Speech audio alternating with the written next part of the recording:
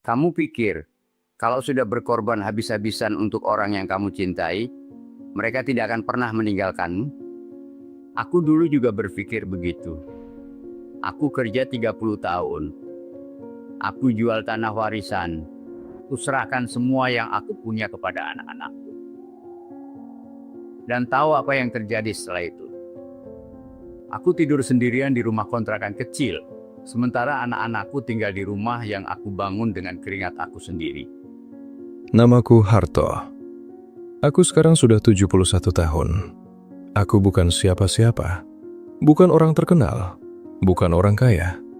Tapi aku pernah punya segalanya yang dianggap orang sebagai ukuran keberhasilan seorang ayah. Rumah besar.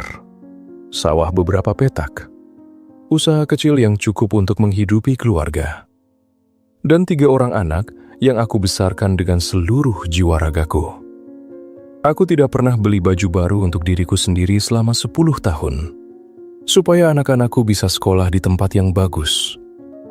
Aku tidak pernah liburan. Aku tidak pernah mengeluh. Karena bagiku, melihat anak-anakku bahagia adalah liburanku. Melihat mereka sukses adalah kesenanganku. Tapi hari ini, di usia 71 tahun ini, aku ingin bicara jujur. Untuk kamu yang masih muda, untuk kamu yang mungkin sekarang sedang berjuang keras demi keluarga, dengarkan aku baik-baik. Karena aku tidak ingin kamu mengulang kesalahan yang sama seperti yang aku lakukan. Dulu, aku adalah orang yang paling dihormati di kampung. Setiap ada hajatan, aku yang paling depan diminta duduk. Setiap ada masalah di keluarga besar, aku yang dipanggil untuk membantu. Karena aku mampu. Karena aku mau. 3 anakku, Dani, Rini, dan Bagas, tumbuh dengan tidak kekurangan apapun. Aku menyekolahkan Dani sampai sarjana teknik di kota. Aku biayai Rini kuliah keperawatan. Aku modalkan Bagas buka bengkel sendiri. Semua dari kantongku sendiri. Ketika Dani menikah, akulah yang bayar semua biaya pernikahan. Ketika Rini minta dibelikan motor untuk kerja, aku belikan tanpa berpikir 2 kali. Ketika Bagas bengkelnya hampir bangkrut di tahun pertama, aku jual 1 petak sawahku untuk menutup hutangnya. Dan setiap kali aku melakukan itu semua, aku merasa bangga. Aku merasa aku adalah ayah yang baik. Istriku, Murnia, sering bilang, "Pak, jangan terlalu dimanja. Nanti mereka tidak belajar susah." Tapi aku tidak dengarkan dia. Aku bilang, "Biar Bu, kita kerja keras supaya anak-anak kita tidak perlu susah seperti kita dulu." Sekarang aku tahu, itulah kalimat terbodoh yang pernah aku ucapkan dalam hidupku. Ketika aku menginjak usia 60, dokter bilang jantungku mulai bermasalah. Aku tidak boleh terlalu capek, tidak boleh terlalu stres. Saat itulah aku mulai berpikir untuk pensiun dan membagi-bagikan apa yang aku punya kepada anak-anakku. Waktu itu, aku dan istriku sudah tidak sekuat dulu. Istriku punya sakit lutut yang makin parah. Aku sendiri sudah tidak bisa kerja berat seperti dulu. Jadi aku kumpulkan 3 anakku. Aku duduk bersama mereka di ruang tamu rumah yang aku bangun 25 tahun yang lalu. Dan aku bilang dengan penuh kebanggaan, "Bapak sudah tua. Bapak ingin kalian yang mengurus semua ini sekarang. Rumah ini untuk kalian bertiga. Sawah yang tersisa, Bapak bagi rata. Usaha warung Bapak, Dani yang pegang. Kalian jaga adik-adik kalian ya." Mereka semua menangis waktu itu. Mereka peluk aku. Mereka bilang terima kasih. Dani bilang, "Bapak tenang saja. Kami pasti jaga Bapak sama Ibu sampai akhir hayat." Rini pegang tanganku sambil nangis dan bilang, "Bapak sudah terlalu banyak berkorban. Sekarang giliran kami." Bagas, si bungsu yang paling ceria, langsung bilang, "Bapak tinggal di sini sama Ibu. Kita semua kumpul. Enak." Aku menangis waktu itu. Tapi menangis karena bahagia. Aku pikir aku sudah melakukan hal yang benar. Aku pikir aku sudah mewariskan bukan hanya harta, tapi juga nilai kebersamaan. Ternyata aku salah. Perubahan tidak datang sekaligus. Tidak seperti dalam film. Tidak ada satu momen dramatis yang tiba-tiba mengubah segalanya. Perubahan itu datang pelan-pelan. Seperti air yang mengikis batu. Perlahan, tapi pasti. 6 bulan setelah aku serahkan semua, Dani mulai jarang pulang ke rumah. Katanya sibuk kerja. Aku maklum. Setahun kemudian, Rini pindah ikut suaminya keluar kota. Dia bilang suaminya dapat kerja di sana. Aku bilang tidak apa-apa. Yang penting kamu bahagia, nak. Bagas yang tinggal paling dekat pun mulai jarang mampir. Katanya bengkelnya lagi rame. Aku senang dengarnya. Tapi dalam hati ada yang mulai sepi. Lalu suatu hari, Dani datang dengan wajah serius. Dia duduk di depan aku dan bilang sesuatu yang tidak pernah aku sangka. Pak, gimana kalau Bapak sama Ibu tinggal di rumah kecil belakang saja? Biar rumah depan bisa kami pakai lebih leluasa. Toh rumah belakang juga ada kamar mandi sendiri, ada dapur. Lebih tenang juga buat Bapak. Aku diam lama sekali. Rumah belakang itu adalah gudang yang dulu aku renovasi kecil-kecilan. Ukurannya tidak sampai 1/4 rumah utama. Tapi aku tidak mau ribut. Aku tidak mau jadi beban. Jadi aku bilang, ya sudah, tidak apa-apa. Istriku menangis diam-diam malam itu. Dia tidak bilang apa-apa padaku. Tapi aku dengar isak tangisnya dari balik selimut. Dan aku, yang seumur hidup tidak pernah nangis di depan orang, malam itu aku menangis sendirian di kamar mandi. 2 tahun berlalu setelah kami pindah ke rumah belakang. Istriku sakit makin parah. Lututnya sudah tidak bisa dipakai jalan jauh. Biaya obatnya cukup besar setiap bulannya. Aku coba minta bantuan ke Dani. Dia bilang, "Iya Pak, nanti ya. Lagi ada kebutuhan anak-anak juga." Aku minta ke Rini. Dia bilang, "Bapak minta ke Mas Dani saja dulu. Kami lagi ada cicilan." Aku minta ke Bagas. Dia bilang, "Bengkel lagi sepi Pak, maaf ya." Aku tidak marah. Aku mengerti, mereka punya kehidupan masing-masing.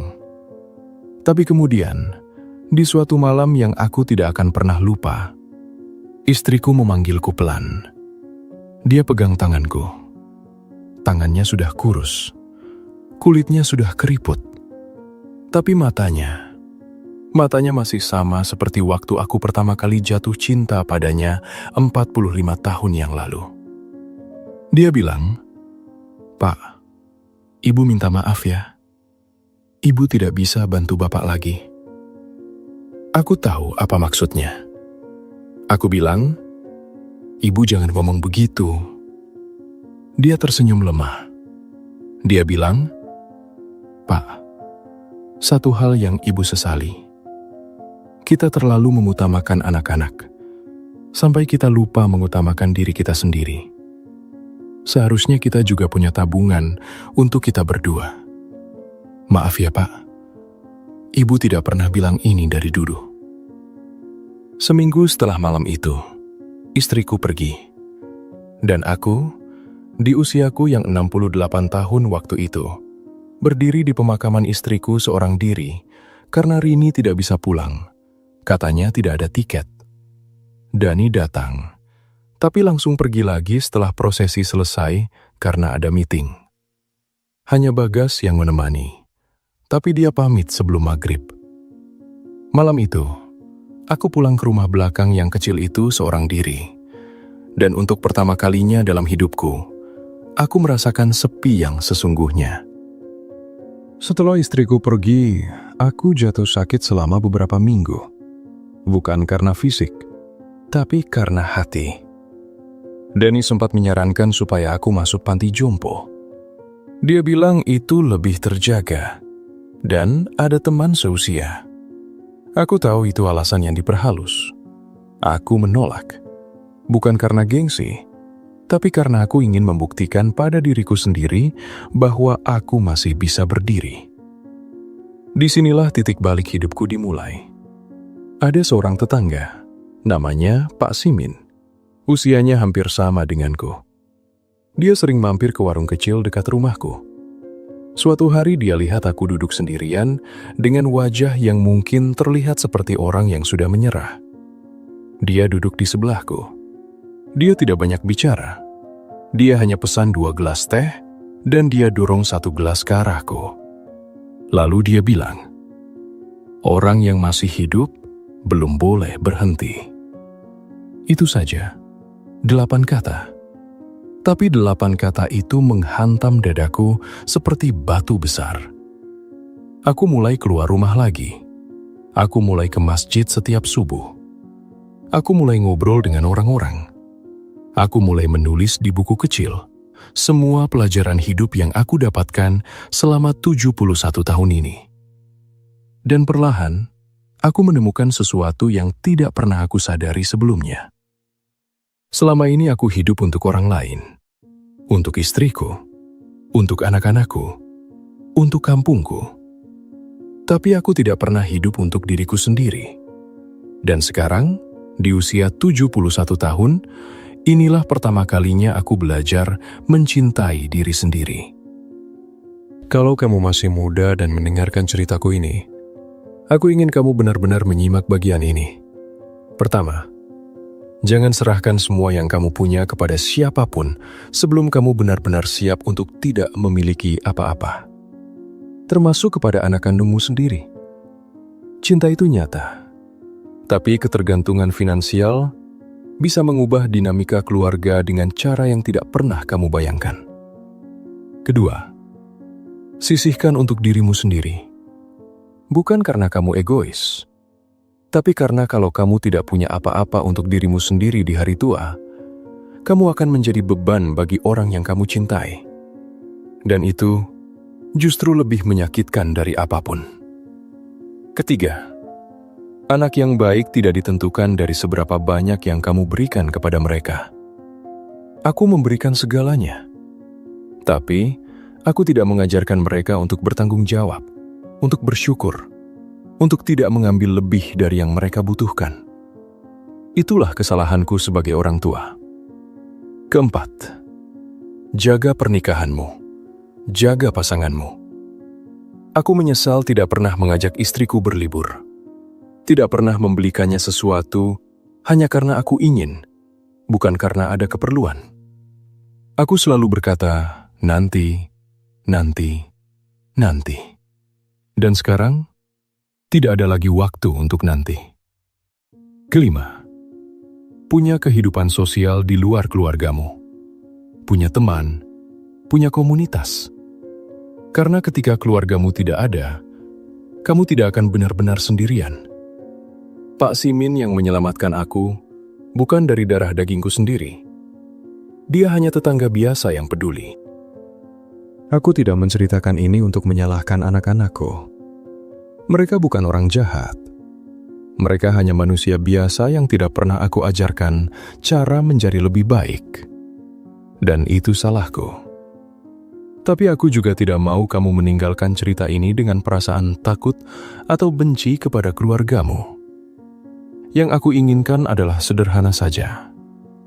Hiduplah dengan bijak. Cintai keluargamu, tapi jangan mengorbankan dirimu sampai habis. Berikan yang terbaik, tapi juga sisakan yang terbaik untuk dirimu sendiri. Karena pada akhirnya, tidak ada penerbangan yang bisa membawa penumpang dengan selamat kalau pilotnya sendiri kehabisan napas. Aku Harto, 71 tahun, masih belajar hidup. Dan kamu, yang masih punya waktu lebih banyak dariku, tolong jangan buang waktu itu untuk menyesali hal-hal yang seharusnya bisa kamu cegah dari sekarang. Terima kasih sudah mendengarkan cerita seorang tua yang ingin hidupmu lebih baik dari hidupnya.